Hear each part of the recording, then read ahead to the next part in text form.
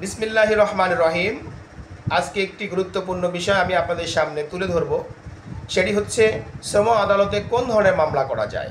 আমি অ্যাডভোকেট আলমগীর হুসাইন, দেশ ও দেশের বাহির থেকে যারা আমার এই ভিডিও দেখছেন সবার প্রতি আমার সালাম। আসসালামু আলাইকুম রহমতুল্লাহি ওয়া বারাকাতুহু। শ্রম আদালতে কোন ধরনের মামলা করা যায়, এখানে মামলা করলে কি কোনো প্রতিকার পাওয়া যায়, এই বিষয়টি আলোচনা করার পূর্বে আমাদের জানা দরকার শ্রম আদালত কি দেওয়ানি আদালত নাকি ফৌজদারি আদালত। এ ব্যাপারে শ্রম আইন কি বলে।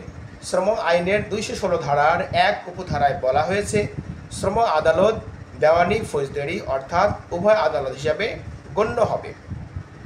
এখন প্রশ্ন হচ্ছে এখানে কোন ধরনের মামলা দায়ের করা যায়। এখানে দেওয়ানি ও ফৌজদারি উভয় মামলা দায়ের করা যায়। দেওয়ানি মামলাগুলো হচ্ছে মজুরি মামলা অর্থাৎ পাওনা আদায়ের মামলা।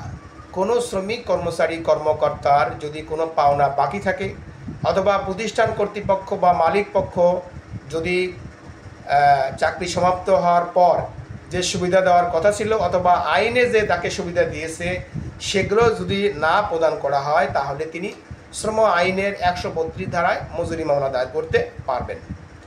দ্বিতীয়ত হচ্ছে আয়ার মামলা অর্থাৎ চাকরি ফেরতের মামলা। যদি কোনো শ্রমিক কর্মচারী কর্মকর্তাকে চাকরি থেকে মৌখিকভাবে না করা হয় অথবা চাকরি থেকে বাহির করে দেওয়া হয় তাহলে তিনি শ্রম আইনের 213 ধারায় চাকরি ফেরতের জন্য আয়ার মামলা দায়ের করতে পারবেন। তৃতীয়ত হচ্ছে অভিযোগ মামলা অর্থাৎ কোনো শ্রমিক কর্মচারী কর্মকর্তাকে যদি অবৈধভাবে ছাঁটাই করা হয়, ডিসচার্জ করা হয়, বরখাস্ত করা হয় অথবা টার্মিনেশন করা হয় তাহলে তিনি এই বিষয়টিকে চ্যালেঞ্জ করে শ্রম আদালতে 33 ধারায় অভিযোগ মামলা দায়ের করতে পারবেন। চতুর্থ হচ্ছে ক্ষতিপূরণ মামলা অর্থাৎ কোনো শ্রমিকের যদি মৃত্যু হয়, দুর্ঘটনায় মৃত্যু হয় অথবা যদি দুর্ঘটনায় আহত হয় তাহলে তিনি বা তার প্রতিনিধি শ্রম আদালতে ক্ষতিপূরণ মামলা দায়ের করতে পারবেন।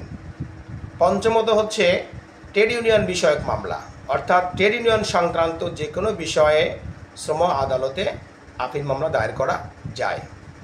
ফৌজদারি মামলাগুলো হচ্ছে রাষ্ট্র কর্তৃক ফৌজদারি মামলা অর্থাৎ কোনো প্রতিষ্ঠান বা মালিক যদি শ্রম আইন লঙ্ঘন করেন অথবা শ্রম আইনে যেগুলো মানতে বাধ্য করা হয়েছে সেগুলো অমান্য করেন তাহলে উপমহাপরিদর্শকের অধীনে যারা ইন্সপেক্টর আছেন তারা শ্রম আদালতে ফৌজদারি মামলা দায়ের করতে পারবেন।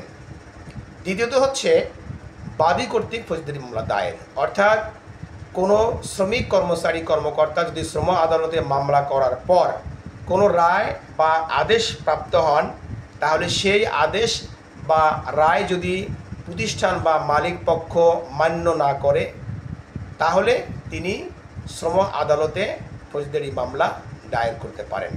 এখন প্রশ্ন হচ্ছে এর বিরুদ্ধে কোনো আপিল করার সুযোগ আছে না? হ্যাঁ, অবশ্যই আছে।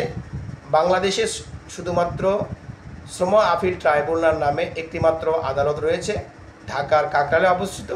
যে কোনো সংযুক্ত পক্ষ সেখানে আপিল করতে পারবেন। আশা করি বিষয়টি বুঝেছেন।